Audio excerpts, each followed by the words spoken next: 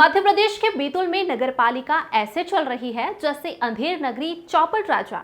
इसका आशय यह है कि यहाँ पर 30% से अधिक कर्मचारी 20 साल से अंगद के पैर की तरह जमकर बैठे हैं।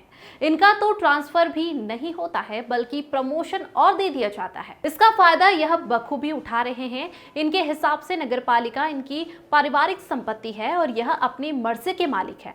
अब जब इन्हें काम का बोलो तो इनकी हाजिर जवाबी भी खूब है। और तो और इन पर कोई अधिकारी कोई आदेश दे दे या जनता के चुने हुए जनप्रतिनिधि कोई अपने क्षेत्र के काम करने का बोल दे तो इनका रवैया ही बदल जाता है। काम तो होता नहीं पर हर एक काम के लिए इनके पास सटीक उत्तर जरूर होता है।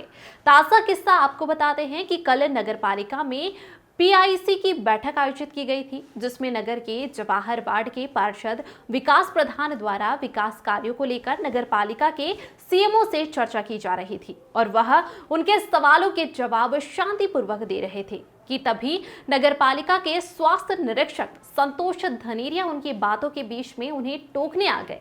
जब विकास प्रधान ने उनसे सफाई को लेकर सवाल करा तो वे उन्हें सीधे जवाब न देकर उन्हें घुमाने लगे।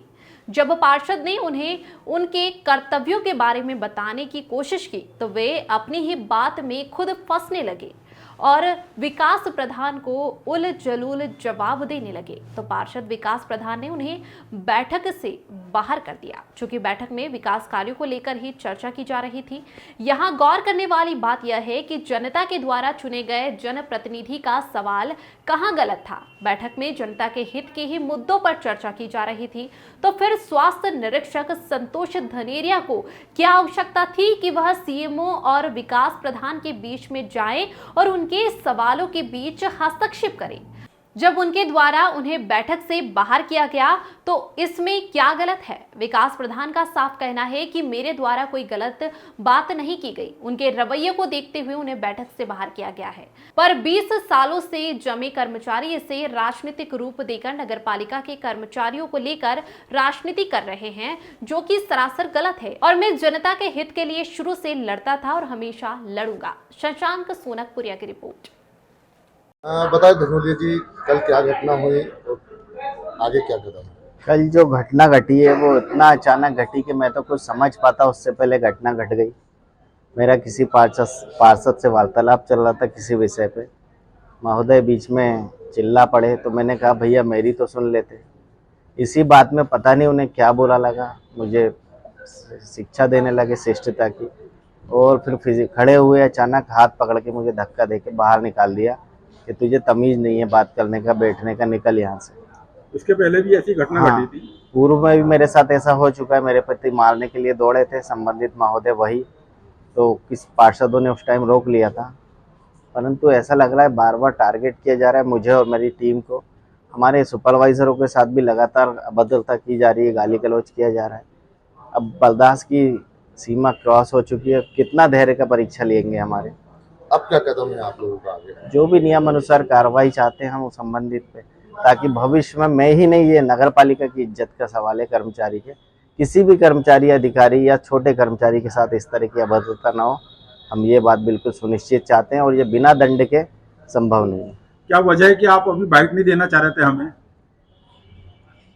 मैं ऐसी कोई वजह नहीं है, मैं थोड़ा सा मेंटली डिस्टर्ब हूँ, आहत फील कर रहा हूँ और अंदर से बड़ा गिल्ट फील कर रहा हूँ। इस तरह का मैं सीमा से, बर्दाश्त की सीमा से बाहर हो चुकी है घटना। विकास जी, ये जो नगर पालिका में कल पीआईसी की बैठक में घटना घटी जिसके खिलाफ में आपको ज्ञापन वगैरह भी दिया गया, क्या मामला था? नहीं, वैसे मैं ये मानता हूँ कि ये घटना थी नहीं, जिसको एक प्रकार से अप्रिय घटना बताया जा रहा है। ये अप्रिय घटना नहीं थी। ये होता है, एक जनप्रतिनिधि का काम होता है कि अपने क्षेत्र में जाके वो काम करे और उसी तारतम्य में मैं कुछ प्रश्न थे और वो प्रश्नों के उत्तर मैं सीएमओ साहब से चाह रहा था और सीएमओ साहब उसका सार्थक जवाब दे रहे थे। लेकिन चूंकि नगर पालिका में अभी 400 साढ़े 400 कर्मचारी पदस्थ हैं और मैं खुद भी शुरू से ही कर्मचारियों का सम्मान करता हूं।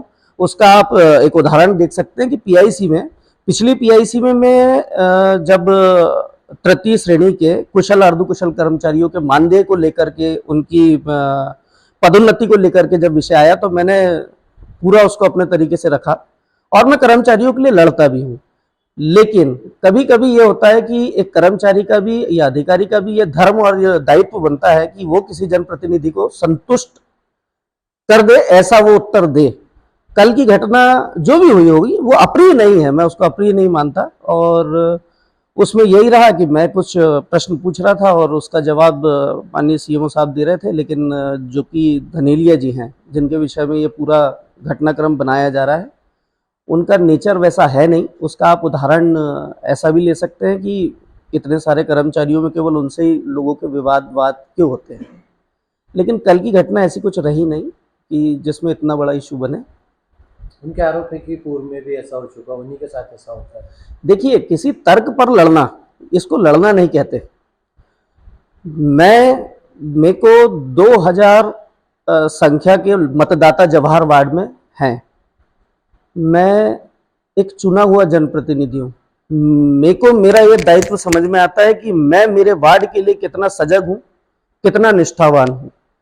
अगर मुझे मेरे वार्ड के लिए अगर लड़ने की नौबत आएगी तो लड़ूंगा भी और फिर किसी भी हद तक जाऊंगा, लेकिन कल की जो घटना है वो घटना अप्रिय नहीं है। मेरे द्वारा कोई ऐसा कृत्य नहीं किया गया जिससे किसी कर्मचारी को ठेस पहुंचे।